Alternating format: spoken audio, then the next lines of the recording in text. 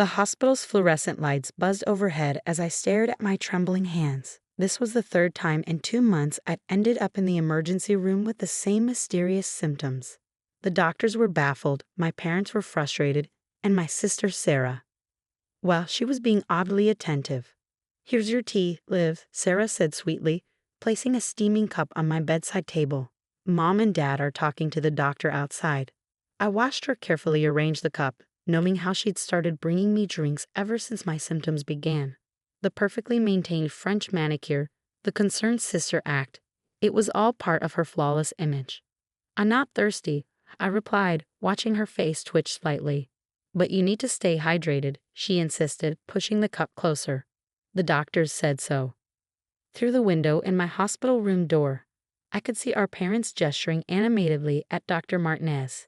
Even without hearing them, I knew exactly what they were saying. The same things they'd been repeating for weeks. Olivia's always been jealous of her sister's success. She's just seeking attention. Ever since Sarah got promoted to head surgeon, Olivia's been acting out. What they didn't know was that I finally outsmarted their perfect daughter. It started 2 months ago, right after Sarah's promotion celebration dinner. I'd been fine until then, successful in my own right as a biochemist, though my achievements always paled in comparison to my sister's surgical career in her parents' eyes. But after that dinner, everything changed. First came the dizziness, then the unexplained fever, followed by severe stomach cramps. Each episode coincided perfectly with Sarah's caring sister visits, always accompanied by a drink or food she prepared specially for me. The symptoms were familiar, too familiar for someone with my background in biochemistry, but I needed proof. "The doctors think it's all in my head," I said, watching Sarah's reflection in the window as she adjusted my pillows. "They're running one last round of tests." "Oh?" Her hands paused momentarily. "What kind of tests?" I smiled weakly. "Just the usual. Blood work, I think." Sarah relaxed visibly. Blood tests hadn't shown anything the previous times. She didn't know that this time was different. 2 weeks ago, I contacted Dr. James Chen, an old colleague from my research days. He'd agreed to run specialized toxicology screens, tests that would detect substances the regular hospital panels might miss. "Miss Foster," a nurse appeared at the door. "Dr. Martinez would like to speak with you and your family." My parents filed in, looking exhausted and irritated. Mom's perfectly styled hair was slightly disheveled, Dad's tie loosened, signs of their growing frustration with their younger daughter's episodes. "Olivia," Mom started, her voice strained, "this has to stop. These hospital visits, these mysterious symptoms, you're worrying everyone for nothing. Your sister has patients she needs to attend to," Dad added, glancing admiringly at Sarah. "She can't keep taking time off to look after you." Sarah placed a sympathetic hand on my arm, her grip slightly too tight. "We just want you to be okay, Liv. Maybe you should talk to someone, professionally." Dr. Martinez entered then, holding a tablet and looking unusually serious. "I've received some additional test results," he said, glancing at each family member before focusing on me. "These are concerning." I watched Sarah's face carefully as he continued. "We found significant traces of thallium in Miss Foster's system. It's a highly toxic substance typically used in rat poison." He looked up gravely. "This level of exposure isn't accidental." The room went silent. Mom's hand flew to her mouth. Dad's face paled, but I kept watching Sarah. Her perfect mask slipped for just a moment. Shock, then anger, then fear flashing across her features before she composed herself. "That's impossible," she said smoothly. "How would Olivia be exposed to something like that?" Actually, I spoke up, my voice stronger than it had been in weeks. Dr. Chen's lab found something else interesting. I reached under my pillow and pulled out a sealed evidence bag containing a familiar travel mug. The one Sarah always brought my special tea in. I had the residue tested, I continued, watching her composure crack. "Would you like to explain to Mom and Dad why your fingerprints are all over a mug containing traces of thallium, dear sister?" The security guards I'd quietly requested earlier appeared at the door. Sarah's perfect mask finally shattered completely. Sometimes the most dangerous poison isn't in a cup, it's in the smile of someone who's supposed to love you. The police interrogation room was a stark contrast to my hospital room. Detective Morgan sat across from me, reviewing the evidence collected from Sarah's apartment. The search had revealed more than anyone expected. We found her journal, Detective Morgan said, sliding a clear evidence bag containing a leather-bound notebook across the table, along with a significant amount of thallium and other substances in her home office. I touched the bag gently, recognizing Sarah's precise handwriting.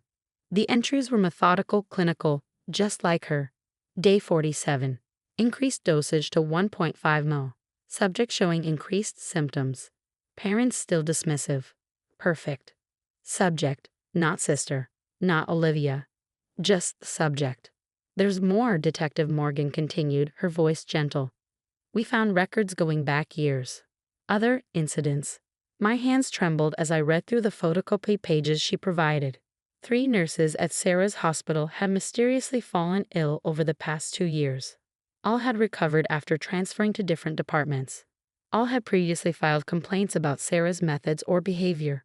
She's what we call an angel of malice, Detective Morgan explained. Medical professionals who use their knowledge to harm instead of heal, usually for control, power, or attention. The irony wasn't lost on me. They called me the attention seeker, while Sarah had been systematically poisoning people who threatened her perfect image. My phone buzzed. Another message from Mom. Please tell them this is a mistake. Your sister would never do this. Think about her career. I turned the phone face down as Detective Morgan spoke again. Your parents are still in denial, but the evidence is overwhelming. The DA is pressing charges. A knock at the door interrupted us. Officer Chen entered with a USB drive. We've finished analyzing her computer. You need to see this. The footage played on the detective's laptop, security camera videos from my apartment building. Sarah, using her spare key, entering when I was out, adding something to my water filter, my tea bags, my coffee maker, all with the same calm efficiency she used in surgery. Your suspicions saved your life, Detective Morgan said. The levels she was using, they were increasing. Another month, and she didn't need to finish. I knew exactly what thallium poisoning could do if left unchecked. Ms. Foster? A court courier entered with documents. The restraining order has been approved. Your sister and parents cannot contact you during the investigation.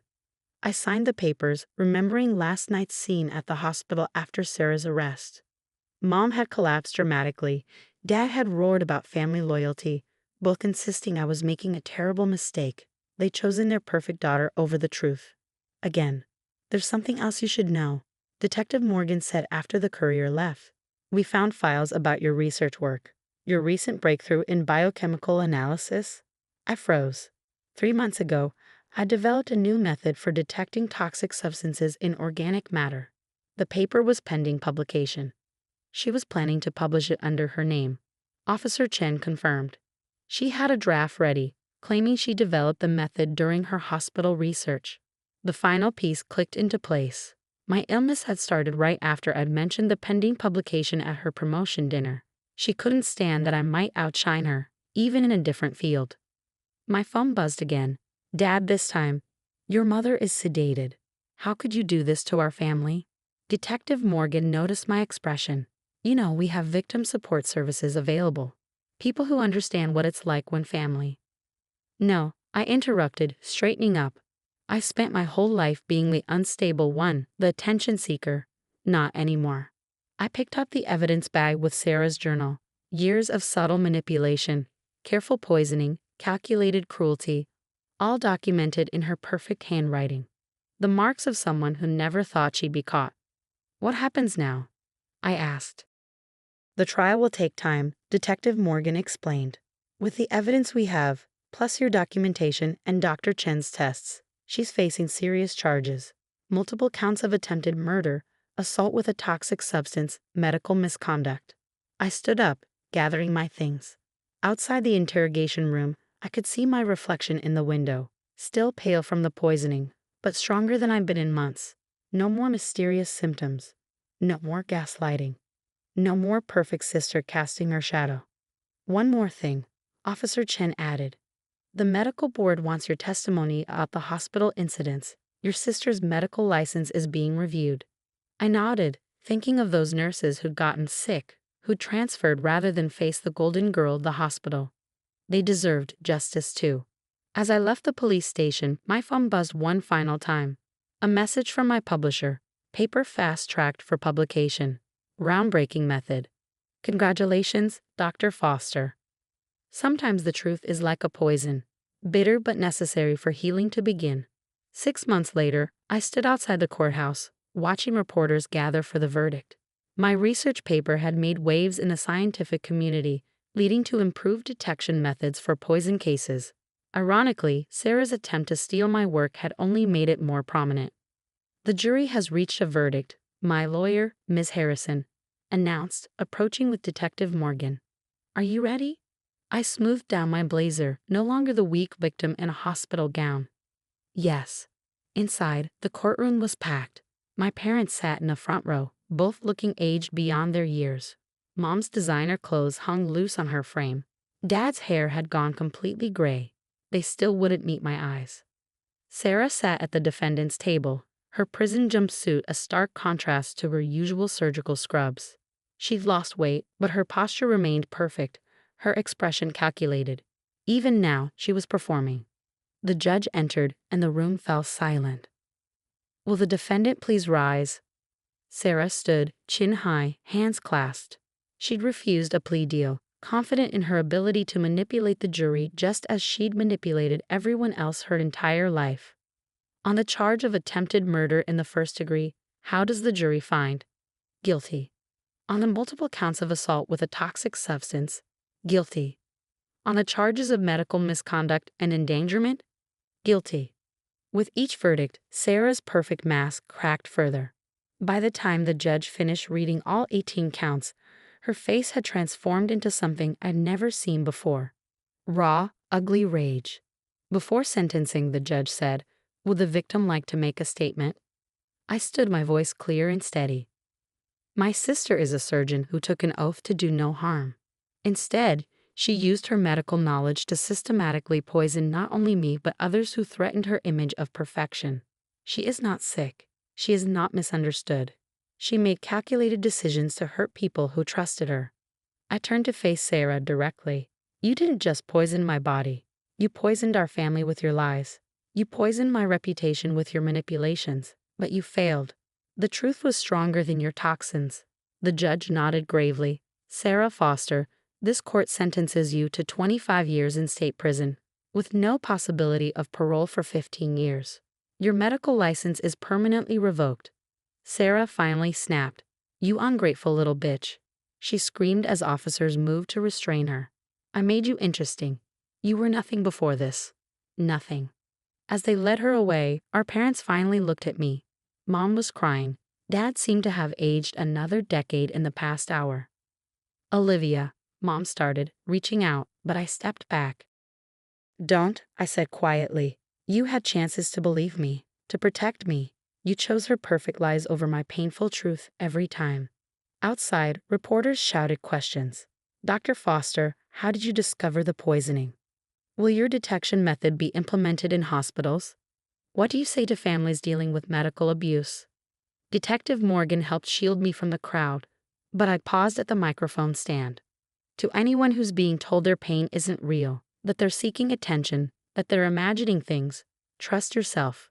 The truth leaves evidence, even when others refuse to see it.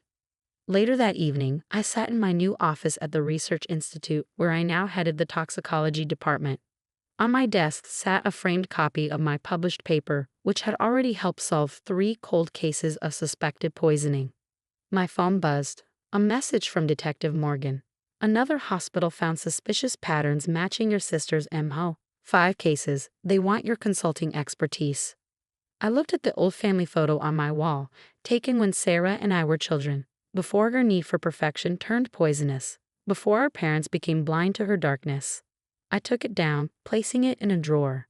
Opening my laptop, I replied to Detective Morgan, "Send me the files." Sometimes healing means helping others find the truth you had to find alone. Sometimes justice is the best antidote to poison. The sun was setting outside my office window, casting long shadows. But unlike before, I wasn't afraid of what lurked in them anymore. The truth, like science, doesn't need people to believe in it to be real. It simply waits to be discovered, one careful observation at a time. I had work to do, other victims to help, other poisons to detect, other truths to uncover. After all, that's what real healers do.